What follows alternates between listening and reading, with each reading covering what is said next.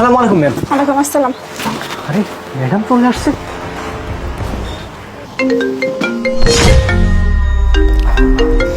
ও sheet, এই দারোয়ানের বাচ্চাটাও না, ওকে একটা কাজে পাঠিয়েছিলাম, এখনই ফোনটা দিতে হলো। স্যার ফোন কেন কেটে দিচ্ছে?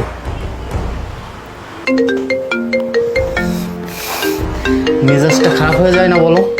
ওকে আমি সিগারেট আনতে পাঠিয়েছিলাম, আর ও কি না উপরে না এসে আমাকে ফোন দিচ্ছে। কি ব্যাপার, স্যার ফোন কেটে কিনে দিচ্ছে? শিট, এই দারোয়ানের বাচ্চাকে কি বলতে মন চায় বলো তো? আরে ওর কথা বলো না, ও তো একটা খারাপ লোক। আবারও ফোন কেটে দিচ্ছে। এখন যদি ম্যাডাম যদি সারের চেম্বারে একবারে ঢুকে পড়ে তাহলে তো সমস্যা হয়ে যাবে। আমার কি ওই যে শুনেছে তোমার সাথে আর আমার সাথে একটু ইন্টু আছে, সেই জন্য ওর সহ্য হয় না, হিংসা করে।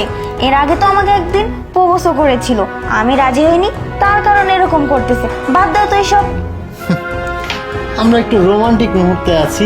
শোনো না, এই যে ঝাড়ুটা এখানে রেখেছো, আচ্ছা সমস্যা নেই।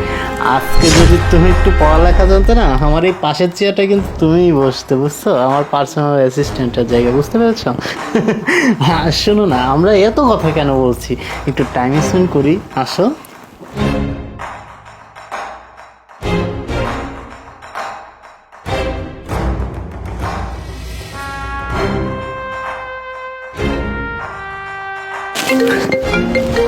আরে আমার ওয়াইফ কল দিয়েছে, কথা বলবে না। হ্যালো প্রিয়া, তুমি এখন ফোন দিলে যে আমাকে? হ্যাঁ, কোথায় তুমি? আমি এই তো, আমি আমার অফিসে। এই সময় আর কোথায় থাকবো, তাই না বলো? ও আচ্ছা, তাই? হ্যাঁ হ্যাঁ, অফিসে আছি। তো তুমি হঠাৎ এই সময় ফোন দিলে আমাকে? আচ্ছা, তুমি এক কাজ করো, তুমি মানে তোমার অফিসের ওয়েটিং রুমে একটু চলে আসো তো। ওয়েটিং রুমে কেন? আসো না, আমি এখানে আসছি তোমার সাথে দেখা করার জন্য। এই যা, তুমি আমার সাথে মজা করছো। তুমি না বাসায় রান্না বান্না করছিলে, আর হচ্ছে যে তোমার বাবা মা আসবে বললে, তুমি আমার অফিসে কি করতেছো? কেন, আমি তোমার অফিসে আসতে পারি না? আর আমি তোমার সাথে কেন মজা করব? তুমি একবার এসে দেখো, আমি তোমার সাথে দেখা করার জন্য তোমার অফিসে আসছি। আচ্ছা আচ্ছা ঠিক আছে, তুমি আমার অফিসে বসো, একটু গেস্ট রুমে আমি আসছি। সর্বনাশ হয়ে গেছে, ছাড়ুন আমার।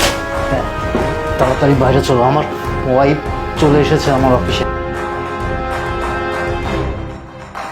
আরে প্রিয়া, তুমি হঠাৎ আমার অফিসে সারপ্রাইজ? হ্যাঁ, তোমাকে সারপ্রাইজ দেওয়ার জন্য অফিসে চলে আসলাম। তুমি তো ঠিক মতো আমাকে ফোন টোনও দাও না, খোঁজ খবরও নাও না, আর তোমারও আমি ঠিক মতো খোঁজ খবর নিতে পারি না। তাই ভাবলাম যে অফিসে এসে তোমাকে একটা সারপ্রাইজ দিই, এই জন্যই আসলাম আর কি। ও আচ্ছা, এই কথা। তো তুমি আমাকে আসার আগে একবার ফোন দিবে না?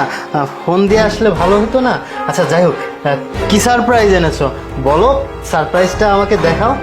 স্যার, আপনারা তাহলে থাকেন, আমি আপনার রুমটা পরিষ্কার করে দিয়ে আইতেছি। এই মেয়ে দাঁড়াও, তুমি কোথায় যাচ্ছো? তুমিও দেখো সারপ্রাইজটা। আরে প্রিয়া, তোমার কি মাথা ঠিক আছে? ও হচ্ছে যে আমার অফিস ক্লিন করে, ও ঝাড়ুদার, ওর সামনে কেন তোমার সারপ্রাইজটা দিতে হবে? তুমি তো এটা আমাকে পার্সোনালি দিতে পারো, তাই না বলো? আরে বাবা, ও যতই তোমার অফিস ক্লিন করুক না কেন, ও তো সবসময় তোমার আশেপাশেই থাকে, তোমার কত সেবা যত্ন করে, তোমার খেয়াল রাখে। সারপ্রাইজটা ওর দেখার প্রয়োজন আছে, ওর সাথে দেখো, কোনো সমস্যা নেই, ঠিক আছে? তুমি দাঁড়াও, আমি দেখাচ্ছি, দুজনেই দেখো, খুব মনোযোগ দিয়ে দেখো। আচ্ছা ঠিক আছে, সমস্যা নেই। প্রিয়া, এটা কি? এটা এই ভিডিওটা তুমি কোথায় পেয়েছো? দেখো, তুমি যেটা দেখেছো এটা ভুল। আসলে ও আমার রুম ক্লিন করতে গেছিল, হ্যাঁ, তো এর মধ্যে মনে করো ওর চোখে একটা ময়লা পড়ে, ওইটাই দেখতেছিলাম, বুঝতে পারছো? বেয়াদব, একদম চুপ, একদম বানিয়ে বানিয়ে কথা বলার চেষ্টা করবে না, আর নাটক করার চেষ্টা করবে না, বুঝতে পারছো? আমি সব কিছু জানি, আর আগের থেকে আমি সব কিছু নজরে নজরে রাখছিলাম, শুধুমাত্র প্রমাণের অপেক্ষায় ছিলাম, ঠিক আছে? আর আজকে হঠাৎ করে অফিসে এসে তোমাকে না জানিয়ে আসছি যেন আমি তোমার দুজনকে হাতে নিতে ধরতে পারি।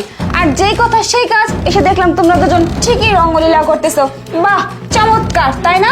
তোমাকে আমি ভালোবেসে বিয়ে করেছিলাম, এবং আমি আমার বাবাকে বলে বুঝিয়ে এই অফিসের দায়িত্বটা তোমাকে দিয়েছিলাম। তুমি তো একটা বেকার ছিলে, কোনো কাজই করতে না। আমাকে খাওয়ানো পড়ানোর মতো কোনো যোগ্যতা তোমার ছিল না। আমি তোমাকে বিশ্বাস করে এই অফিসে বসিয়েছিলাম যেন তুমি একটা কিছু করতে পারো, আমাকে চালাতে পারো আর নিজের পায়ে দাঁড়াতে পারো। কিন্তু তুমি এটা কি করতেছো?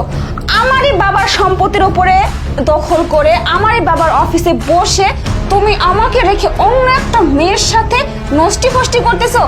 আমাকে রেখে তুমি তাকে নিয়ে এগুলো করে বেড়াচ্ছ। ছি, আমি তো ভাবতেও পারতেছি না আমি যে কাকে ভালোবাসলাম। তোমার রুচি এতটা নিচে সেটা আমি আগে বুঝতে পারিনি।